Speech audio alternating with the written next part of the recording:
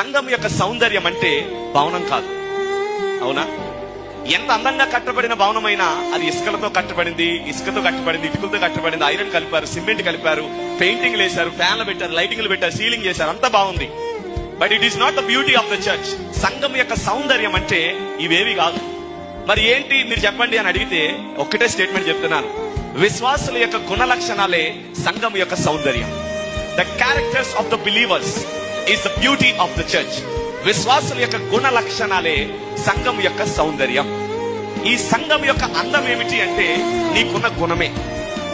పచ్చి తెలుగు భాషలో మా ఆంధ్ర వాళ్ళు, అంటే క్షమించండి మీరు తెలంగాణ వాళ్ళే కదా, ఓకే మేము ఆంధ్ర వాళ్ళే కదా, మా ఆంధ్రాలో మా అచ్చ తెలుగు భాషలో నీ గుణం బాగుంటే చాలు అంటాం మేము.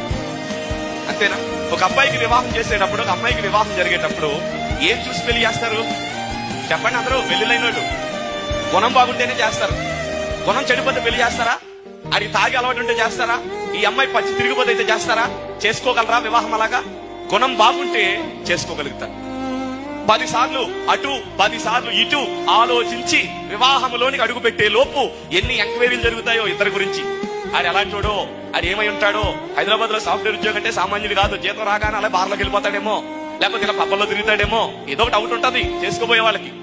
కానీ వాడి గుణవంతుడు అనుకోండి, మీరేం చూస్తారంటే క్రైస్తవుల గురించి మాట్లాడుతున్నా, బయట వాళ్ళ గురించి కాదు. గుణం బాగుందా లేదా అని ఏం చూస్తారంటే అతడు భక్తిపరుడా కాదా, అతడు ప్రార్థన చేసుకుంటాడా చేసుకోడా, బైబిల్ ధ్యానం చేస్తాడా చేయడా, ఆ వ్యక్తి క్రీస్తు విషయంలో నమ్మకంగా ఉంటాడా ఉండడా, ఈ గుణాన్ని వెతుకుతారు.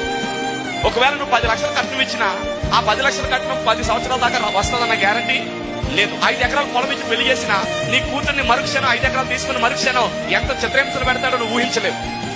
కానీ బైబిల్ చెప్పింది ఒక గుణవంతుడు గుణవంతురాల్ని నువ్వు ఎన్నుకున్నప్పుడు ఆ గుణము మరణము వరకు వారిరువుని వేరు చేయదు. ఆమేన్. కాబట్టి ఈరోజు క్రైస్తవ్య విషయంలో దేవుడు నీ నుండి ఆశపడేది సేమ్ క్యారెక్టర్, గుణం కావాలి. నువ్వు ఈ భవనం కట్టడానికి 1,00,000 రూపాయలు దానం చేశావు, నీ కుటుంబం తరపున 1,00,000 రూపాయలు ఇచ్చావు. అయ్యా ఈ 1,00,000 రూపాయలు మందిరానికి వారండి అన్నావు. ఇచ్చేటప్పుడు దేవుడు నీ ధనాన్ని చూడలేదు. అందరికి అర్థమవుతుందా? ఇచ్చేటప్పుడు దేవుడు నీ కుటుంబ బ్యాక్గ్రౌండ్ చూడలేదు.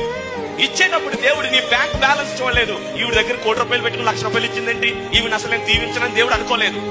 Is not looking after your balance and properties. But నువ్వు ఇచ్చేటప్పుడు నీ గుణం ఒకటి ఉంది చూడు, ఇది దేవుని పని కొరకు ఇస్తున్నాను అని ఇంగ్లీష్ లో ఈ పదాన్ని వాడతారు, మోటివ్ అండ్ ఆబ్జెక్ట్.